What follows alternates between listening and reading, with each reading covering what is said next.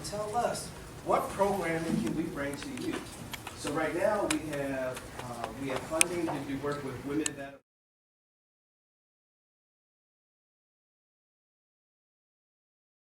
taking in some knowledge, including becoming a certified emotional intelligence practitioner, as well as becoming certified with financial education instruction. I love the education piece.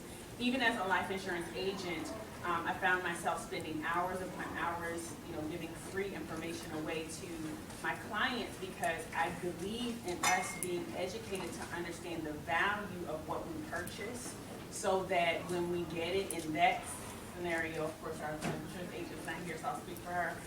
In that situation, we want to be able to understand how important it is for us to not only make the investment, but be able to maintain it. The most challenging and difficult thing, and I believe in our community, is that oftentimes even when we purchase life insurance, instead of being able to see the growth over time and the investment that we can gain from it, we actually are giving away our money and we don't see the full benefit. Oftentimes, of course, with like term insurance, there's no cash value, and so you don't see the return on that for yourself, being able to use the living benefits of those policies. And so all we're doing is giving money to the insurance companies who are continuing to get rich. And we're continuing to suffer because we don't use our life insurance policies before they expire. And then when we expire, we don't have any life insurance. And so our families have to, do a GoFundMe in order to bury us or to have funeral services and things like that. So one of the tragedies that I experienced, I'll tell you actually the three that led me to this transition. I first experienced, I survived Hurricane Maria in Puerto Rico in 2017. So I lived out of the country for about 6 years. Prior to that, I had developed a life insurance agency. We had about 6 or 7 agents that were working with us. We transitioned to live out of the country because we wanted to go and do, some great work, missionary work, and it was wonderful. But in those circumstances, making poor financial decisions led to a place where we suffered. And then the tragedy of the storm just kind of leveled everything out to ground zero. Not long after that, my father passed away, which brought me back to the States. And handling his final affairs, his health, so we talk about how important it is for us to maintain our physical health. His health did not qualify him for life insurance by the time he wanted to put in an application. So that's why it's so important for us to actually start very early in this process. When we have a child, our child can actually qualify for life insurance immediately, right away. We need to start talking to a life insurance agent about a policy for our unborn child, so that when they are born, we have that in place. That is what's going to benefit us, having that, and there's so many reasons, I can't explain it right now, but we'll go more into what that looks like in our conversation. And you guys, if you have any questions, please write them down so that you can bring them up at that time. But then the third tragedy for me was while I was handling my father's final affairs, because he died with no will and no life insurance in place. Then, and I had no money at the time, so that was very stressful for me. My marriage fell apart. And so dealing with now a situation of divorce and how that affected me financially.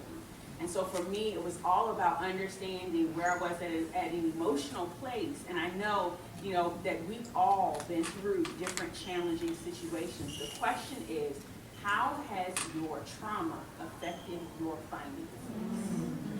Because of the decisions you make based on the emotions you feel. And so that's where I come in to be able to give the guidance and understanding what are those emotions. First and foremost, being able to understand and identify your traumas, and then being able to recognize your triggers, because those triggers are what cause the responses. And when we're conscious of what our triggers are and the responses that we have, then we can shift the narrative. We can change the story by being able to have better responses, to create a more conscious response in the end, so we're able to say, okay, no, I'm not going to, I did that, it didn't work, we're not going to do that anymore because it's not healthy for me. And so now I'm going to make a healthier choice, and I'm going to move in this direction.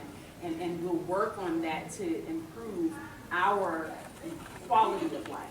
And that's the goal. It's just to experience a better quality of life for each and every one of us, and understand that quality of life has absolutely to do with your mindset in terms of your level of satisfaction, but then also with your finances, because it costs money in order to have quality materials around you and to be able to create that satisfaction. And so that's what I do.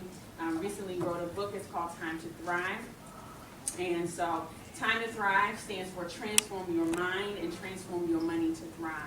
In this book, I talk about the 5 main principles of mindset awareness, as well as the 5 main principles of money strategy, helping us to understand how we can get a full scope on what our mindset awareness and consciousness needs to be in order for us to manage a full personal portfolio. And if you don't have your personal portfolio together, you will not be able to grow your business properly. And look at your business, and if you're not profitable, if you're not operating the way that you say that you operated, they will strip your identification. So you will no longer, if you're operating as a nonprofit and you haven't been doing any nonprofit work, and they look at that after 5 years, they will strip your 10-point fit your profile, because your expenses in your business are going to be different. Just like she said, you got to get a personal profile on what your insurances are going to look like, because your area, your services that you provide, the products that you offer, the way that you offer them, what time of day, who are you offering them to, all of those things need to be considered in understanding how much is your insurance policy going to cost you. Same thing, what kind of services are you using in terms of creating that budget for your expenses, and then are you paying attention to how much you're actually spending? You can budget an amount, but if your budget ends up being half of what you're actually spending, then there need to be some adjustments. And that's why you don't want to necessarily lose that predictable cash flow, so that you can have the regular investment to give you a solid foundation to build up your business.